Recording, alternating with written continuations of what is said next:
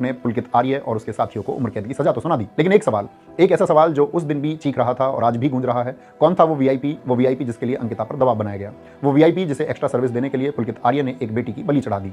3 साल तक सिस्टम ने, सरकार ने और पुलिस ने इस नाम को ऐसे छिपाया जैसे कोई नेशनल इशू हो। प्यारे साथियों, नमस्कार। सच कहते हैं पाप का गढ़ा एक दिन जरूर भरता है। आज सोशल मीडिया पर एक ऑडियो क्लिप वायरल हो रहा है जिसे उत्तराखंड से लेकर दिल्ली तक की सत्ता को हिलाकर रख दिया है। एक महिला जिसका नाम उर्मिला सनावर है, जो खुद को भाजपा के एक पूर्व विधायक की पत्नी बताती है, उन्होंने इस केस से जुड़े एक ऐसे नाम को उजागर किया जिसे सुनकर आपके पैरों तले जमीन खिसक जाएगी।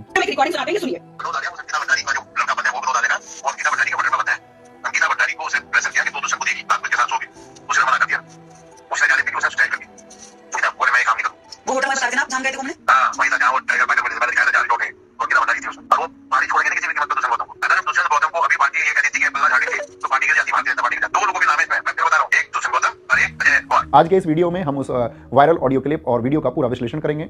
हम उस नाम के बारे में भी जानेंगे जिसे गट्टू कहा जा रहा है, और हम वापस चलेंगे उस वंतरा रिसोर्ट में और समझेंगे कि क्यों उस रिसोर्ट पर रातों रात बुलडोजर चलाया गया था। क्या वो बुलडोजर न्याय के लिए था या उस वीआईपी के सबूत मिटाने के लिए? साथियों, सबसे पहले बात करते हैं उस वायरल ऑडियो क्लिप और वीडियो की जिसने इस ठंडे पड़ चुके केस में आग लगा दी है। 22 दिसंबर को अचानक एक महिला का वीडियो सोशल मीडिया के माध्यम से वायरल होने लगता है जिसका नाम उर्मिला सनावर है। यह कोई आम महिला नहीं है। यह टीवी एक्ट्रेस होने के साथ साथ हरिद्वार की ज्वालापुर सीट से भाजपा के पूर्व विधायक सुरेश राठौड़ की कथित पत्नी होने का दावा करती है। जून 2025 में भाजपा ने सुरेश राठौड़ को 6 साल के लिए पार्टी से निष्कासित कर दिया था। वजह थी उनका उर्मिला सनावर, जो अब वायरल वीडियो में आरोप लगा रही है, के साथ कथित दूसरी शादी का विवाद। हालांकि सुरेश राठौड़ इसे ब्लैकमेलिंग कहते हैं, लेकिन जो ऑडियो और वीडियो सामने आए हैं उसमें जो बातें हो रही हैं वो ब्लैकमेलिंग नहीं बल्कि एक कबूलनामा, कन्फेशन लगती है। सुरेश राठौड़ कहते हैं वो विनोद आर्य का बेटा है, यानी पुलकित आर्य। अंकिता को उसने प्रेशर किया कि तू दुष्यंत को सर्विस देगी। रात को उसके साथ की। जी हाँ, आपने सही सुना, दुष्यंत। और आगे वो कहते हैं अगर पार्टी पल्ला झाड़ लेती है तो पार्टी गिर जाती। यहाँ किस पार्टी की बात हो रही है आप समझ सकते हो। साथियों, सोचिए यह कितनी बड़ी बात है। एक पूर्व विधायक जो सिस्टम का हिस्सा रहा है वो प्राइवेट बातचीत में कह रहा है कि अगर उस वीआईपी का नाम बाहर आ जाता तो पूरी सरकार गिर जाती। उस ऑडियो में 2 नाम बहुत साफ तौर पर लिए गए हैं, दुष्यंत गौतम और अजय कुमार। दुष्यंत गौतम जो भाजपा के वर्तमान में राष्ट्रीय महामंत्री और उत्तराखंड के प्रदेश प्रभारी हैं। एक ऑडियो में उन्हें गट्टू के नाम से बुलाया गया है, और अजय कुमार प्रदेश महामंत्री संगठन यानी स्टेट जनरल सेक्रेटरी ऑर्गेनाइजेशन है। यह भाजपा में बहुत ताकतवर पद होता है क्योंकि इसे पार्टी और संघ आरएसएस के बीच की कड़ी माना जाता है। सुरेश राठौड़ कह रहे हैं कि वो वीआईपी कोई और नहीं बल्कि यही गट्टू था जो उस दिन रिसोर्ट में आने वाला था या आ चुका था। अब आप उस पूरी क्रोनोलॉजी को समझिए। जब अंकिता की हत्या हुई तो लोग और परिवार वाले सीबीआई की जांच की मांग कर रहे थे, लेकिन रातों रात धामी सरकार ने सीबीआई जांच से मना कर दिया और एसआईटी स्पेशल इन्वेस्टिगेशन टीम बना दी। क्यों?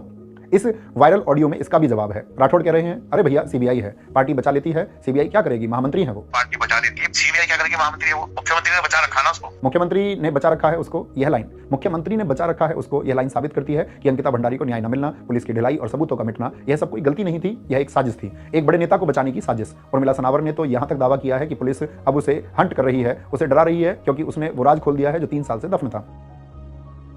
मुझे यह नहीं समझ आ रहा है कि जब उर्मिला सनावर ने खुद कह दिया है कि उत्तराखंड सरकार और पुलिस मुझे जहां भी बुलाएगी मैं आ जाऊंगी, तो फिर उनके साथ ऐसा दुर्व्यवहार क्यों किया जा रहा है। अब जब हमारे सामने वीआईपी का एक संभावित चेहरा आ चुका है तो चलिए वापस चलते हैं 2022 में और देखते हैं आखिर अंकिता के साथ हुआ क्या था। यह समझना जरूरी है ताकि आप जान सकें कि एक गरीब घर की बेटी कैसे अमीरों की हवस और सत्ता के नशे का शिकार बनी।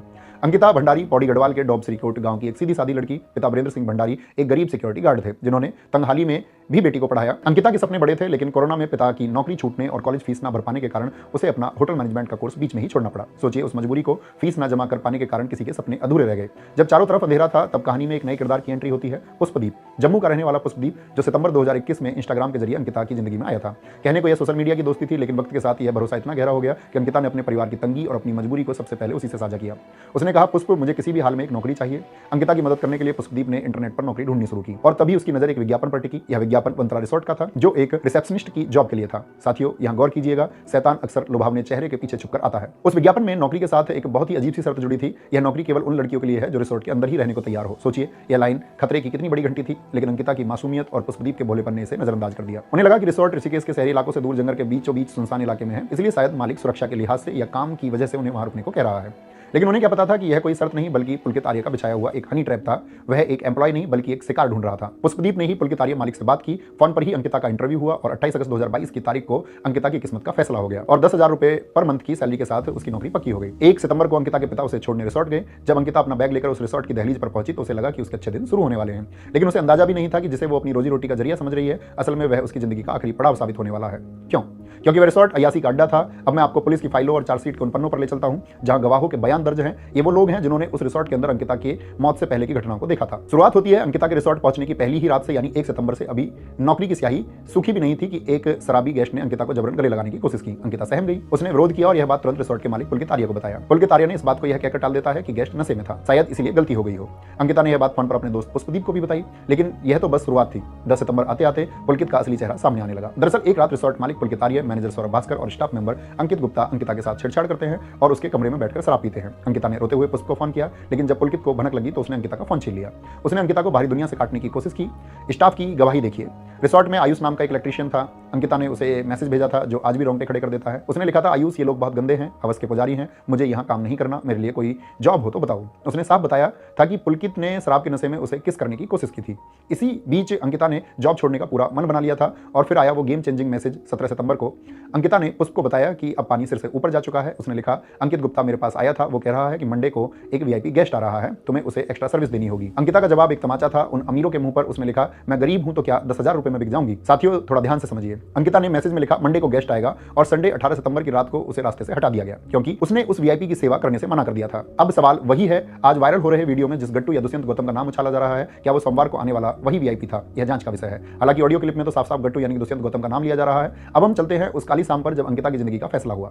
शाम के 5:30 बजे तक अंकिता ठान चुकी थी कि अब वह एक पल भी यहाँ नहीं रुकेगी। यहाँ गवाहों की कड़ियां कैसे जुड़ती है इसे ध्यान से देखिए। अंकिता ने अपना बैग पैक कर लिया और उसे बाहर ले जाने के लिए स्टाफ सौरभ बिष्ट को कॉल किया। सौरभ उस वक्त गाड़ी चला रहा था, इसलिए फोन उसके बगल में बैठे करण ने उठाया। अंकिता की रोती हुई आवाज सुनकर करण समझ गया कि मामला गंभीर है। चूंकि वो खुद बाहर था, उसने तुरंत चंद्रकिरण इलेक्ट्रीशियन से कहा कि भाई मैम का बैग गेट पर रखवा दे। जब चंद्रकिरण वहां पहुंचा तो उसने देखा अंकिता डरी हुई दरवाजे के पास खड़ी है, लेकिन तभी आरोपी अंकित गुप्ता और सौरभ भास्कर वहां आ धमके। उन्होंने चंद्रकिरण को यह कहकर वहां से भगा दिया कि यहां तुम्हारा क्या काम, जाओ जाकर मोटर चेक करो। फिर कुछ देर बाद हाउसकीपिंग का काम करने वाले अभिनव और कुश जो अंकिता के कमरे के पास से गुजर रहे थे, इन्होंने अपनी आंखों से देखा कि अंकिता कमरे के बाहर फोन पर किसी से मदद मांग रही थी, चिल्ला रही थी, मेरी हेल्प करो।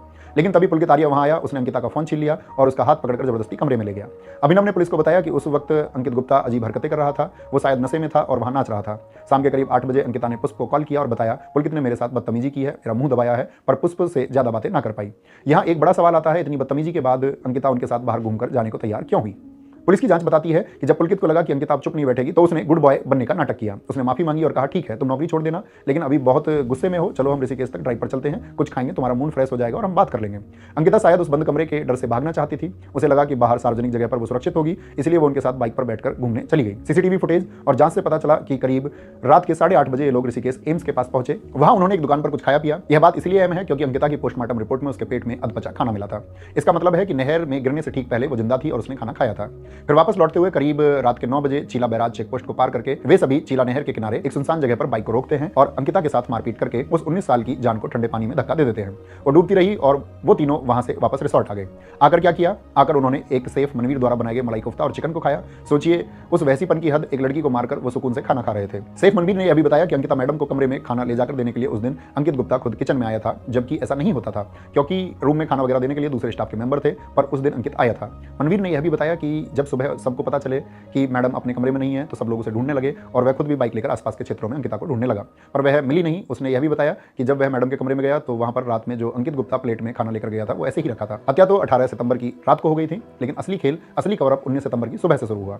अंकिता के पिता को जब यह पता चला कि उसकी बेटी रिसोर्ट से लापता है तो वह रिपोर्ट लिखवाने के लिए थाने थाने भटकते रहे, कभी मुनि की रेती थाना, कभी पौड़ी थाना, तो कभी ऋषिकेश कोतवाली। अंततः 1-2 और थानों में चक्कर लगाने के बाद उन्हें पता चला कि रिसोर्ट का जो एरिया है वह पटवारी चौकी के अंतर्गत आता है। जब अंकिता के पिता 20 सितंबर को रिसोर्ट एरिया के कंडखाल पटवारी चौकी पहुंचे तो उन्हें पता चला कि पटवारी वैभव प्रताप पहले से ही पुलकित आर्य की गोद में बैठा था। पुलकित ने खुद जाकर अंकिता की गुमशुदगी की रिपोर्ट लिखवा दी थी कि अंकिता निजी संबंधों को लेकर तनाव में थी और अपने आप कहीं चली गई है। अंकिता के पिता को एक और बात पता चलती है कि अभी पटवारी वैभव प्रताप छुट्टी पर है और अभी चार्ज जो है पटवारी विवेक कुमार के पास है। अंकिता के पिता जब विवेक कुमार के ऑफिस पहुंचे तो उन्हें पता चला कि वहां पर पहले से ही पुलकित आर्य और उसकी पत्नी और उसके पिता विनोद आर्य जो भाजपा सरकार में ओबीसी मोर्चा की राष्ट्रीय कार्यकारिणी के सदस्य और उत्तर प्रदेश भाजपा ओबीसी मोर्चा के सह प्रभारी भी थे। इसके अलावा अंकित गुप्ता और सौरभ भास्कर भी वहां पहले से मौजूद थे, जिन्होंने पटवारी के साथ मिलकर पहले से ही सेटिंग बना ली थी, क्योंकि जब अंकिता के पिता ने रिपोर्ट लिखने को कहा तो पटवारी ने मना कर दिया, जिसको लेकर वहां मौजूद पुलकित से भी अंकिता के पिता की झड़प हुई थी। वीडियो ज़्यादा लंबी ना हो इसलिए आप अंकिता भंडारी के पिता की पूरी इंटरव्यू डिस्क्रिप्शन बॉक्स में दिए गए लिंक पर क्लिक करके देख सकते हैं, जहां पर आपको पता चलेगा कि अपनी बेटी की रिपोर्ट लिखवाने के लिए उन्हें कितनी भागदौड़ करनी पड़ी थी। अंकिता के पिता के द्वारा कुछ लोगों से संपर्क करने के बाद उनकी रिपोर्ट वहां की लोकल पुलिस द्वारा लिखी जाती है और फिर 22 और 23 सितंबर की रात तक तीनों आरोपियों को गिरफ्तार कर लिया जाता है। अंकिता के पिता 3 दिन तक भटकते रहे, अगर उसी दिन पटवारी और पुलिस एक्शन लेती तो शायद कुछ सबूत और मिल जाते। अब बात करते हैं इस केस के सबसे संदिग्ध हिस्से की। 24 सितंबर को अंकिता की बॉडी चीला नहर के बैराज में फंसी मिली थी, पर उससे एक दिन पहले ही यमकेश्वर की भाजपा विधायक रेणु बिष्ट और एसडीएम प्रमोद कुमार एक बुलडोजर लेकर रिसोर्ट पहुंच गए। कहा गया कि हम पाप की कमाई को मिट्टी में मिला देंगे। जनता ने तालियां बजाई, लेकिन साथियों जरा दिमाग लगाइए, किसी भी मर्डर केस में क्राइम सीन सबसे मैन स्पॉट होता है सबूत जुटाने के लिए, लेकिन पुलिस ने इसे सील नहीं किया और ना ही रेणु बिष्ट को क्राइम सीन को नष्ट करने से रोका, बल्कि प्रशासन ने साथ मिलकर क्राइम सीन को नष्ट किया। यहाँ पर एक खेल और हुआ, बुलडोजर से रिसोर्ट का कौन सा हिस्सा तोड़ा गया? ज्यादातर अंकिता के कमरे के खिड़की दरवाजे के हिस्से को तोड़ा गया, जहां वो वीआईपी गेस्ट की लिस्ट हो सकती थी, जहां बहुत सारे सबूत मिल सकते थे। उस बुलडोजर ने न्याय नहीं किया, उसने उस वीआईपी को बचाया। अगर वो कमरा रहता तो फोरेंसिक जांच में पता चलता कि वहां कौन कौन आया था या आने वाला था। बुलडोजर की प्रक्रिया खत्म होने के बाद उसी रात रिसोर्ट के पीछे वाली आयुर्वेदिक फैक्ट्री में रहस्यमय तरीके से आग लग गई। बचे कुचे सबूत भी राख हो गए। पुलिस ने अंकिता का अंतिम संस्कार बहुत जल्दी में कराया। पुलिस ने परिवार को बॉडी ठीक से नहीं दिखाई। अंकिता की मां ने कहा कि उन्हें मेरी बेटी का चेहरा भी मुझे नहीं दिखाया। एसडीएम और एसपी ने अंकिता के पिता वीरेंद्र सिंह पर दबाव बनाकर जल्दी से जल्दी डेड बॉडी का अंतिम संस्कार करवा दिया। यह हड़बड़ी क्यों थी? पुलिस और सिस्टम क्या छुपाना चाहते थे? पुलिस रिपोर्ट में कहा गया कि अंकिता की मौत डूबने से हुई और शरीर पर चोट के निशान थे।